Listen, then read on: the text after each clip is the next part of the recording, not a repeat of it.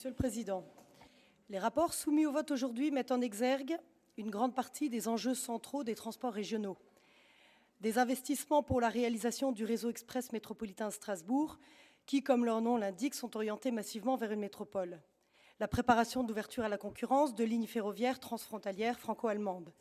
Des travaux de réouverture d'une petite ligne ferroviaire zigzagant entre les différents dispositifs de financement pour les contourner. Et enfin, la définition du nouveau droit au transport qui tente à être appliqué à l'ensemble de nos 3 régions, sujet éminemment politique puisqu'il détermine qui a droit de recevoir une compensation ou une participation de la région lorsque l'on monte dans un bus ou un car scolaire.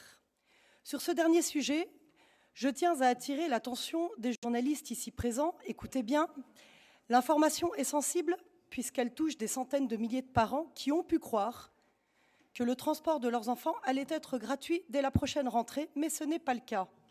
Oui, car on nous a expliqué que le nouveau droit au transport défini par la majorité LR, Modem, UDI, bientôt la REM, étant la gratuité des transports des élèves du primaire à tous les départements. En réalité, il n'y a pas de gratuité totale pour les élèves du primaire. Je répète, il n'y a pas de gratuité totale pour les élèves de primaire. La gratuité prévaut uniquement sur les circuits relevant du droit au transport régional. En cela, la majorité et vous, Monsieur le Président, avez su manier les mots pour induire en erreur les parents d'élèves, s'il vous plaît, par enfumage médiatique, et se sont dit « génial, en voilà une bonne nouvelle ». À première vue, aucun problème. Or, le droit au transport, donc la gratuité, ne s'applique que pour un seul aller-retour par jour. Qu'est-ce que cela implique? Tout simplement que de très nombreuses familles, résidant principalement en territoire rural, périphériques, devront payer l'aller-retour de la pause méridienne à midi, quoi. Oui, ils devront payer car un grand nombre de territoires ne disposent pas de cantine scolaire. Les enfants doivent alors rentrer déjeuner chez eux à midi.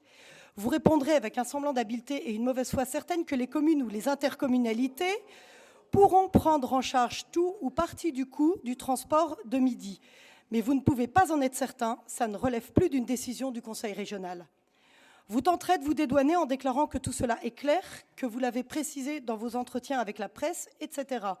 À cet effet, je cite M. Valence dans un article « Le Conseil régional finance un aller-retour quotidien sans exclure le service à la demande à la pause méridienne, mais financé par les intercos.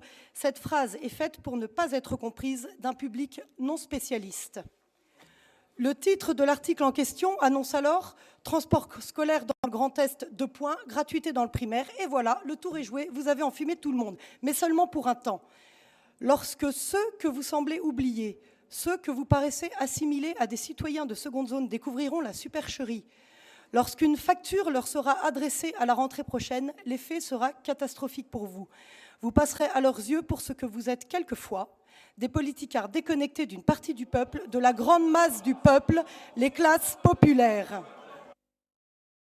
S'il vous plaît, d'ailleurs, peut-être vous en moquez-vous complètement.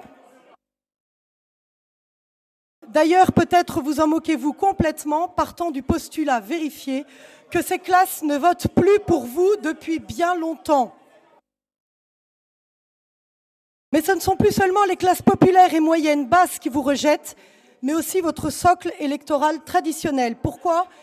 La réponse est limpide. Les Français en ont assez de votre double discours permanent, de la dissonance entre ce que vous dites et ce que vous faites. À l'instar de la prétendue gratuité des transports scolaires pour les élèves de primaire. Nous sommes d'ailleurs ravis que les Français et que les électeurs de votre propre socle électoral s'aperçoivent de cela et vous sanctionnent légitimement dans les urnes. Aux élections européennes, un électeur de droite sur 2 s'est abstenu, écœuré par vos renoncements, vos reniements, vos votes dans les assemblées locales, régionales, nationales et européennes, opposés à vos belles déclarations.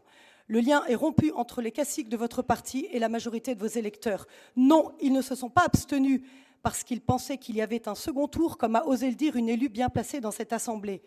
Néanmoins, merci madame pour ce moment de rire collectif, car les rires des élus de la majorité se sont joints aux nôtres dans les couloirs de l'hôtel de région. Avec 8% des voix aux dernières élections européennes, la gifle assénée par vos électeurs est terrible.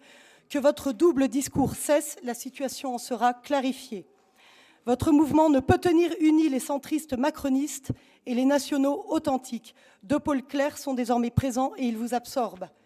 Avec 23,4% des voix, le Rassemblement national vous devance de 15 points, ce qui nous permet de compter 2 femmes députées européennes dans nos rangs dans cet hémicycle.